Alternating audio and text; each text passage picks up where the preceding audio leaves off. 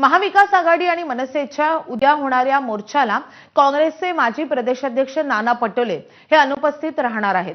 ABP माझानं Nana Patole यांच्याशी संपर्क साधला असता अत्यावश्यक कौटुंबिक कार्यामध्ये व्यस्त असल्यामुळे 1 तारखेच्या मोर्चासाठी मुंबईत उपलब्ध नसेल अशी प्रतिक्रिया नाना पटोलेंनी एबीपी माझाला दिली आहे।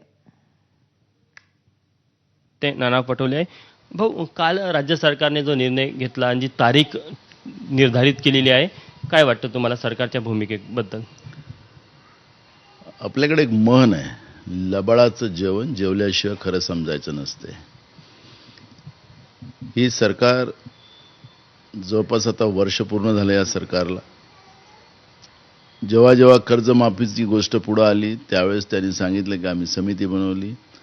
मग यांच्या जाहीरनाम्यातलं यायला पाहिजे होतं ना की आमचं सरकार आल्यानंतर आम्ही समिती बनवू, मग ते कायमस्वरूपी कसं आम्ही उपाययोजना करू त्या पद्धतीचं त्यांनी जाहीरनाम्यातलं यायला पाहिजे होतं। लोकांनी निर्णय घेतला असता मत मारायचं की नाही मारायचं। आमचं महाविकास आघाडीचं सरकार होतं, आम्ही कुठलाही नियम न लावता सरसकट कर्जमाफी केली। कालही फडणवीस सांगत होते की आम्ही त्याला समिती बनवलेली आहे, मग कर्ज कोणाचं माफ करायचं काय करायचं ते ठरवलेलं आहे। त्यांचं छत्रपती शिवाजी महाराज स्वाभिमान कर्जमाफी योजना त्यांनी 2016 मध्ये डिक्लेअर केली होती। लोकांना लाईनमध्ये उभं ठेवलं होतं। सरकार गेलं 2019 मध्ये, पण कर्जमाफी नाही केली।